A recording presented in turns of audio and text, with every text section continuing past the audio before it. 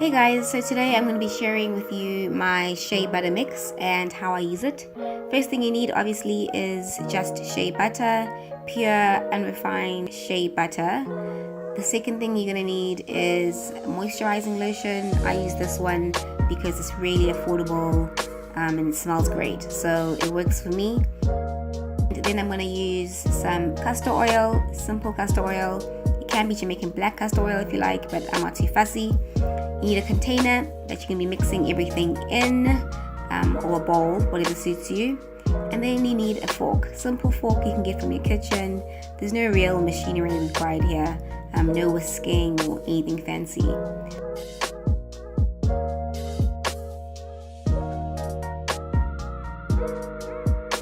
Basically what you're going to do is you're going to start with your Just Shea Butter. As you can see, it's quite thick, so we're going to just scoop that out with our fork and put it into the bowl or the jar that you're going to be mixing in. I prefer to use a jar just because I don't want to have to get a bowl and then transfer that into a jar. It just doesn't make sense to me, and it's a lot easier to do it this way, I find. Not as messy as putting it in a jar first. So you scoop out your thick shea butter. As you can see, I don't really measure. Throughout this video there's no measurements, I just kind of eyeball it, and then I take my moisturizing lotion and I just squeeze however much I need in there. And basically what you need this for is to just soften the shea butter, make it smell a bit nicer. Raw unrefined shea butter isn't really something that I want my hair to smell like, so I like to put in a little bit of fragrance, and this is how I do that. And then you just mix away.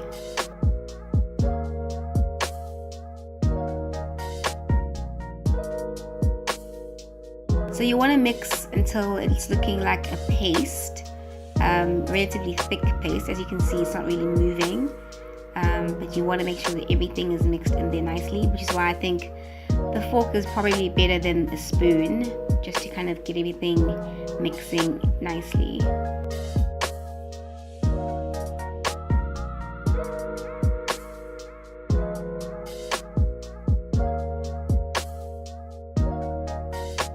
Next step is I add some castor oil. Again, no measurement here, I just kind of put in as much as I feel like I need, and different people need different quantities, so it's up to you how much castor oil you want. And if you don't want to use castor oil, you can use any other oil that you like, but I don't like to waste time. I think castor oil is the thickest oil, so I just go right to the end of the oil spectrum and I use that. And you can see now that the shea butter mix is getting a little bit softer. Still not where I want it to be, so add a little bit more of that moisturizing lotion just so that I can get it to become a nice mousse, soft consistency. You want to get it nice and creamy, but still quite thick. You don't want it to be too runny. I don't know if you can see here, it's clear, but nice, thick, moussey paste is what you're going for. I apply this shea butter mix to my hair once it's freshly washed, and that's what I've got there. I put, like, this is not even, I was playing, like, this is nothing. Like, I need a lot more. I think I was trying to do the YouTube thing and use a little bit, but I'm quite heavy-handed with my shea butter. As you can see, it melts quite nicely in your hands, and you just kind of apply that from your roots to your tips. You also apply it to your scalp. You see I put a little bit more there.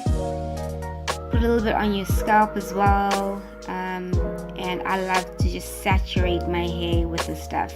I think when I did this video, like, my hair was really dry. I needed a lot of TLC. So you can see I'm really just massaging that mixture into my hair.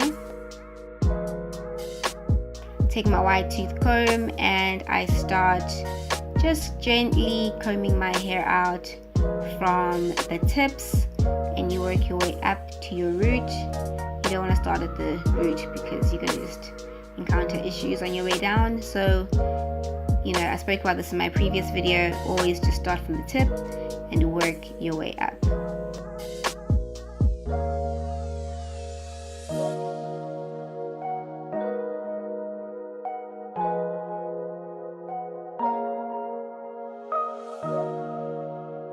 I've got a plastic cap over the rest of my head just so that my hair doesn't dry out while I'm busy doing this. Once your hair is moisturized, I like to put it into a 2-strand twist, nothing crazy. And you'll see now when I do the twist just how much product oozes out of my hair when I twist it.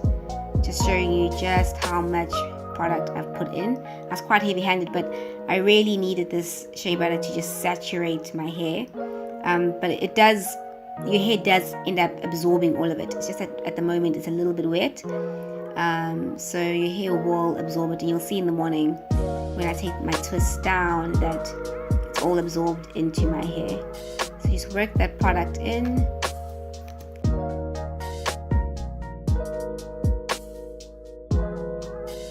And then you just wrap it up. Very simple. And then you do this basically throughout your entire head, and your hair will be beautifully rich and moisturized. Okay, this is the next day. Taking them down. As you can see, there's basically no more residue. There's no product. And this is just how I like to prep my hair before I put in a head wrap. My twists are great in terms of being functional, but not that great in terms of wearing them out. So I like to put them in a head wrap. And before I put on my head wrap, I put on my satin scarf just to protect my hair from the harsh fabric of the head wrap.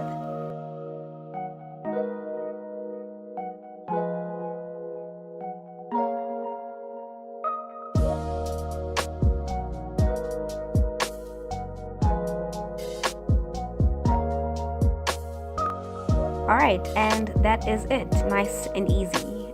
If this was helpful, like, subscribe, and share with others. See you in the next one.